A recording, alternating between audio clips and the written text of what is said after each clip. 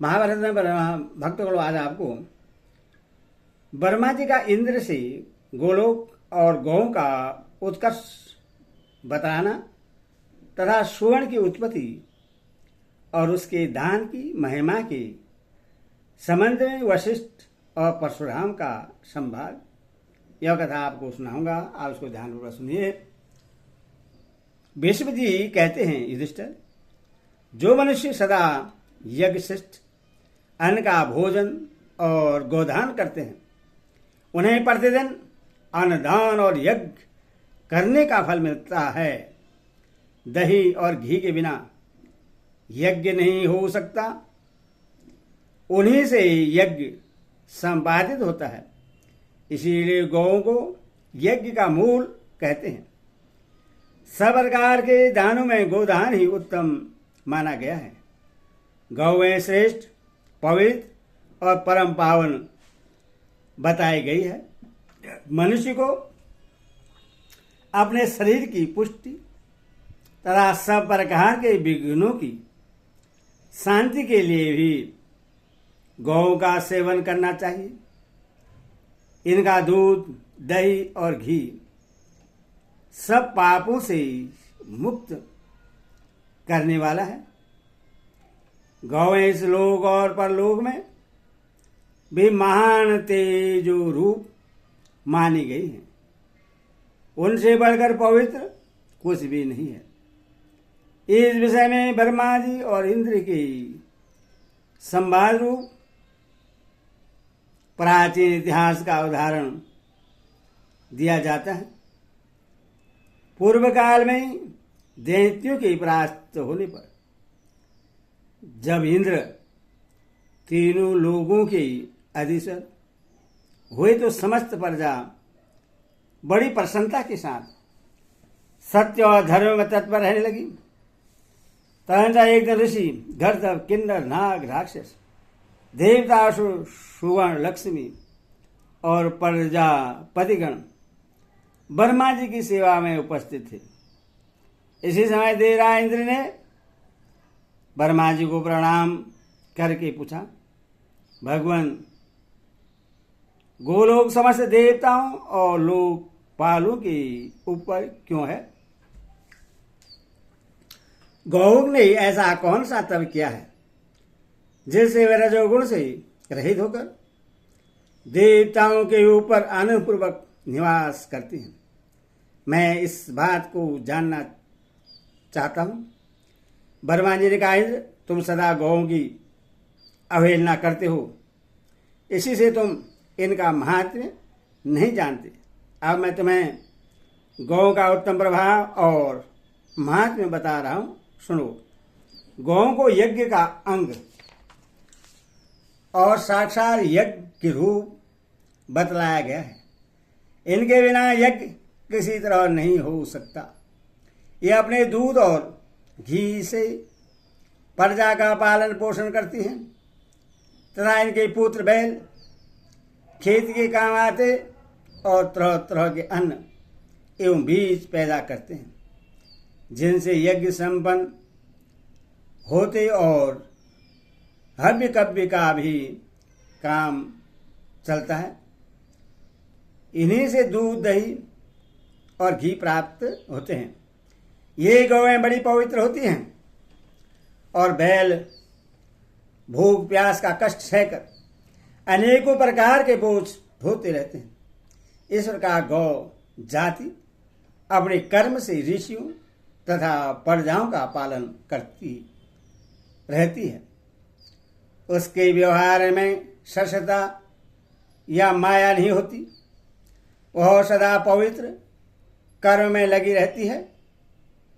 इसी से ये गौएं हम सब लोगों के ऊपर निवास करती हैं। इंद्र, तुम्हारे प्रश्न के अनुसार मैंने यह बात बताई कि गौएं देवताओं के भी ऊपर क्यों निवास करती हैं। इसके सिवा गौएं वरदान भी प्राप्त कर चुकी तथा प्रश्न होने पर वे दूसरों को भी वरदान देती हैं। सूरवी गौएं पुण्य कर्म करने वाली, पवित्र और सुलक्षणा होती हैं। ये जिस उद्देश्य से पृथ्वी पर गई हैं उसको मैं बता रहा हूं, सुनो। पहले सतयुग में जब देवता तीनों लोगों का राज्य करते थे, उस समय धर्मपरायण दक्ष कन्या सुरभि बड़े उत्साह के साथ घोर तपस्या में प्रवृत्त हुई। कैलाश के रमणीय शिखर पर, जहाँ देवता गंधर्व सदा विराजते रहते हैं, वह उत्तम योग का आश्रय ले 11,000 वर्षों तक एक पैर से खड़ी रही।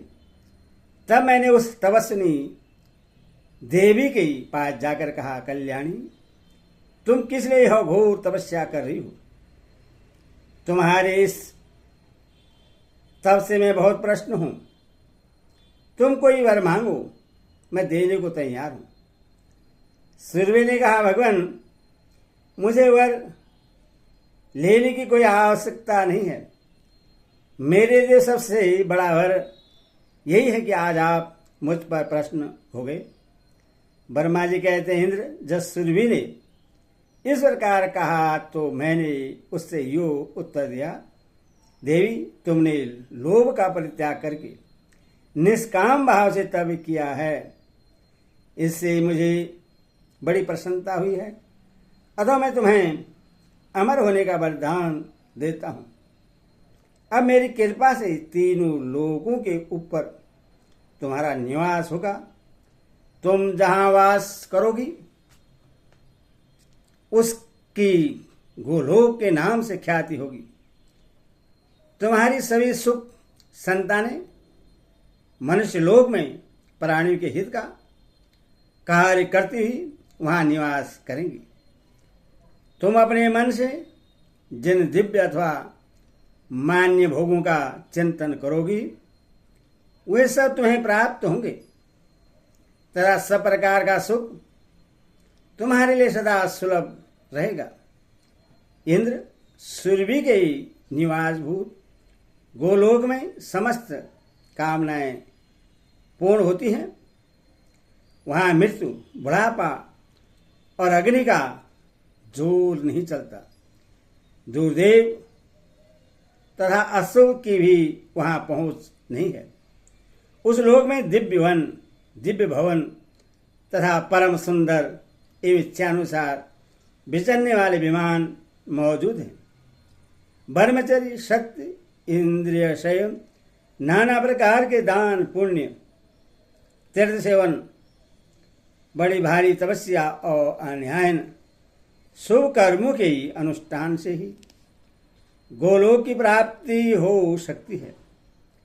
इस प्रकार तुम्हारे पूछने के अनुसार मैंने ये सारी बातें बताई हैं। अब तुम्हें गौओं का कभी तिरस्कार नहीं करना चाहिए। भीष्म जी कहते हैं, युधिष्ठिर, यह कथा सुनने के पश्चात इंद्र सदा गौओं की पूजा करने लगे। गौओं के प्रति उनके मन में विशेष आदर का भाव जागृत हो गया। बेटा, गौओं का यह परम पावन, परम पवित्र और अत्यंत उत्तम महात्म्य मैंने सब का सब तुम्हें सुना दिया। इनका कीर्तन समस्त पापों से छुटकारा दिलाने वाला है।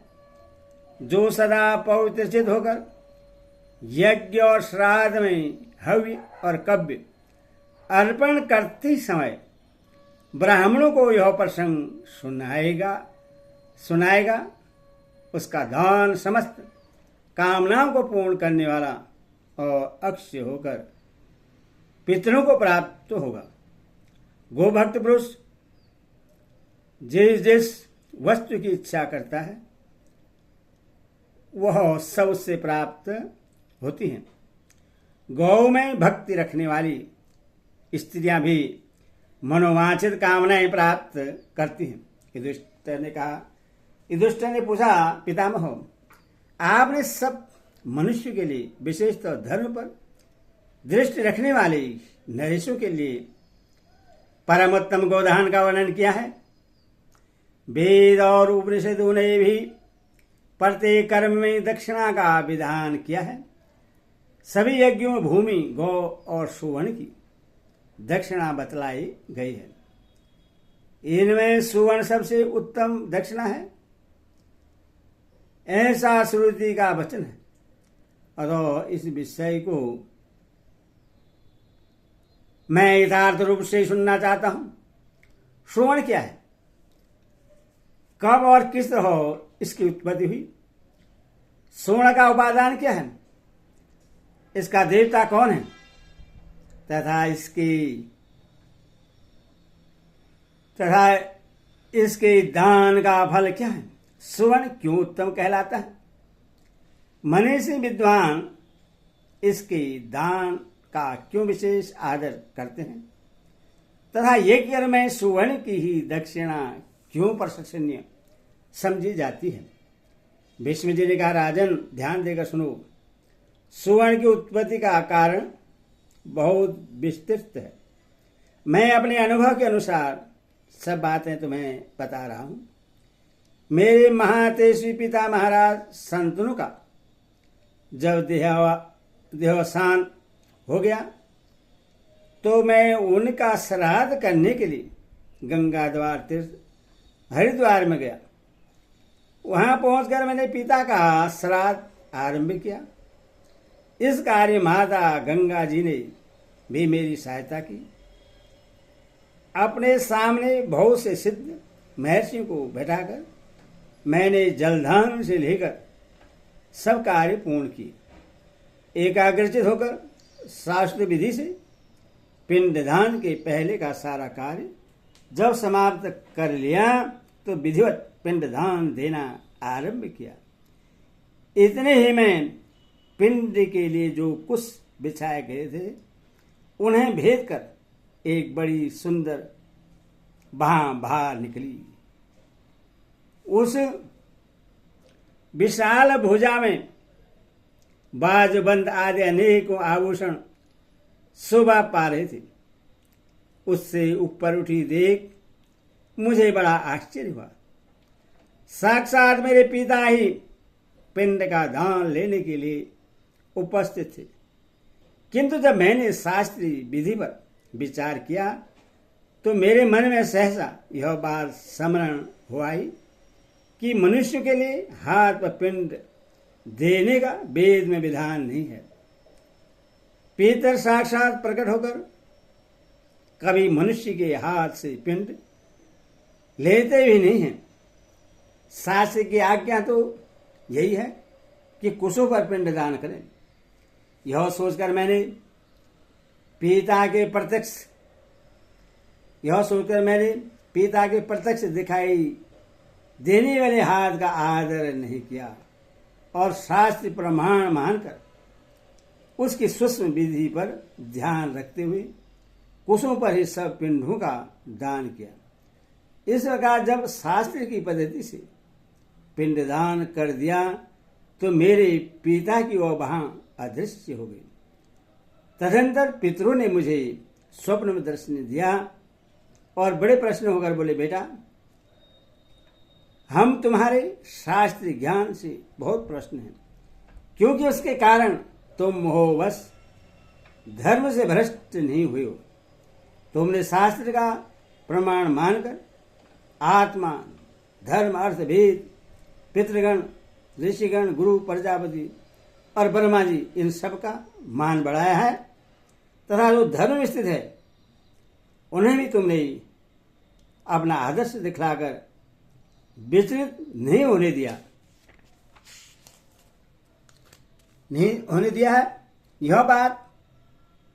यह सब कार्य तो तुमने बहुत उत्तम किया है, किंतु अब हमारे कहने से भूमिदान और गौदान के निष्क्रिय रूप से कुछ सुवर्ण दान भी करो। ऐसा करने से हम और हमारे सभी पितामह पवित्र हो जाएंगे, क्योंकि सुवर्ण सबसे अधिक पावन वस्तु है। जो सुवर्ण दान करते हैं वे अपने पहले और पीछे की 10 10 पीढ़ियों का उद्धार कर देते हैं। इस प्रकार जब पितरों ने कहा तो मेरी नींद खुल गई। उस समय इस स्वप्न का स्मरण करके मुझे बड़ा विस्मय हुआ। फिर मैंने स्वर्णदान करने का निश्चय किया। राजन, अब सुवर्ण की उत्पत्ति और उसके दान की महात्म्य के विषय में एक प्राचीन इतिहास हो जो जमदग्नि नंदन परशुराम जी से संबंध रखने वाला है। यह उपाख्यान धन तथा आयु बढ़ाने वाला है। पूर्व काल की बात है। परशुराम जी ने क्रोध में भरकर 21 बार इस भूमंडल के क्षेत्रों का संहार किया। इसके बाद संपूर्ण पृथ्वी जीतकर उन्होंने समस्त कामनाओं को पूर्ण करने वाले अश्वमेध यज्ञ का अनुष्ठान किया। उस यज्ञ की सभी ब्राह्मणों और क्षेत्रों ने बहुत प्रशंसा की।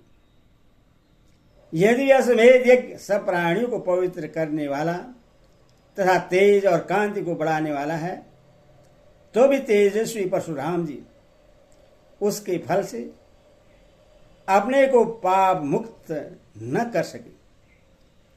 इससे उन्होंने अपने को बहुत तुच्छ समझा और प्रचुर दक्षिणा से संपन्न उस महान यज्ञ का अनुष्ठान पूर्ण करके अनेकों शास्त्रज्ञ ऋषियों और देवताओं के पास जाकर पूछा, महानुभाव, कठोर कर्म करने वाले मनुष्य को पवित्र करने के लिए जो सर्वोत्तम साधन हो वह मुझे बतलाने की कृपा कीजिए।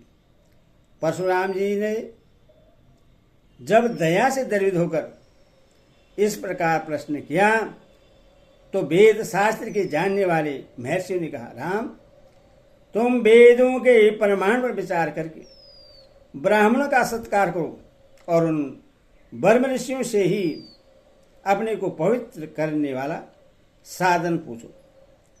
वे जो कुछ बताएं उसी का प्रसन्नतापूर्वक पालन करो।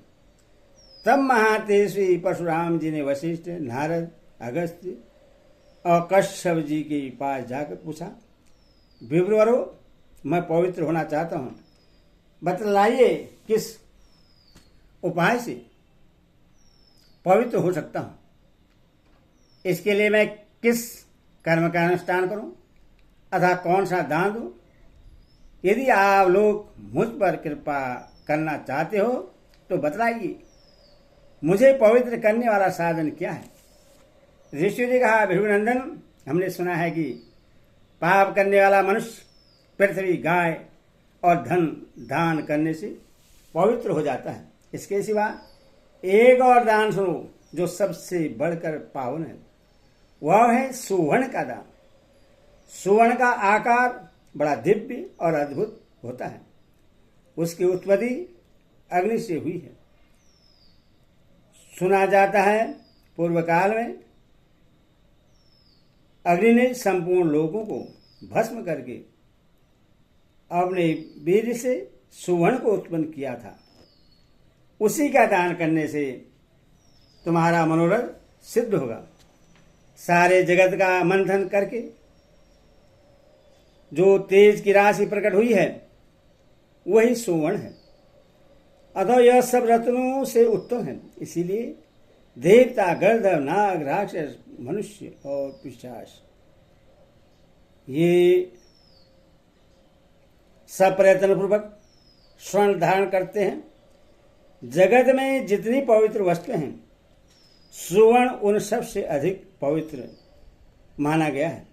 वह भूमि, गौ तथा संपूर्ण रत्नों से भी उत्तम है। पृथ्वी, गौ तथा और जो कुछ भी दान किया जाता है उन सब से बढ़कर सुवर्ण का दान है। सुवर्ण अक्ष और पावन द्रव्य है। तुम उत्तम ब्राह्मणों को सुवर्ण का ही दान करो।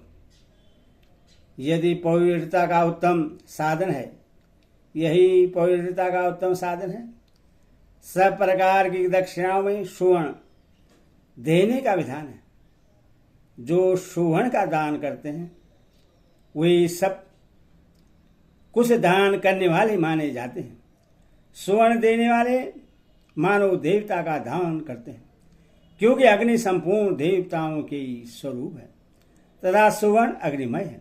अतः जिसने सुवर्ण का दान किया उसने संपूर्ण देवताओं का ही दान कर दिया है।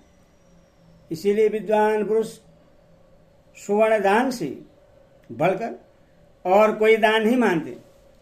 सुवर्ण दाता जब परम गति को प्राप्त होता है उस समय उसे ज्योतिमय लोक मिलते हैं तथा स्वर्गलोक में उसका कुबेर के पद पर अभिषेक किया जाता है।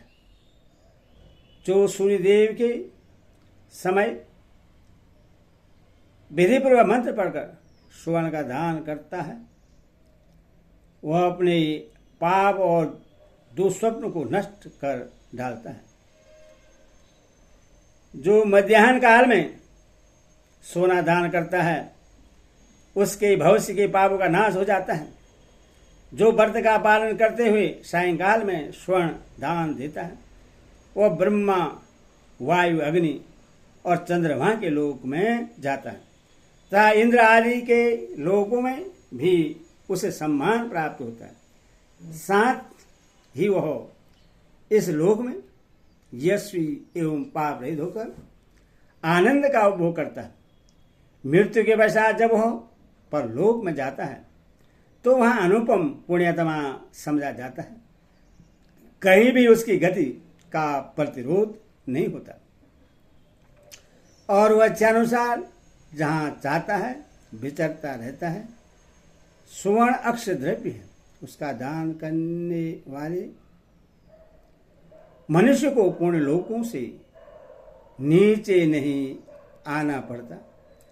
संसार में उसके महान यश का विस्तार होता है तथा वह अनेकों स्मृतिशाली लोगों को प्राप्त करता है। जो मनुष्य सूर्योदय के समय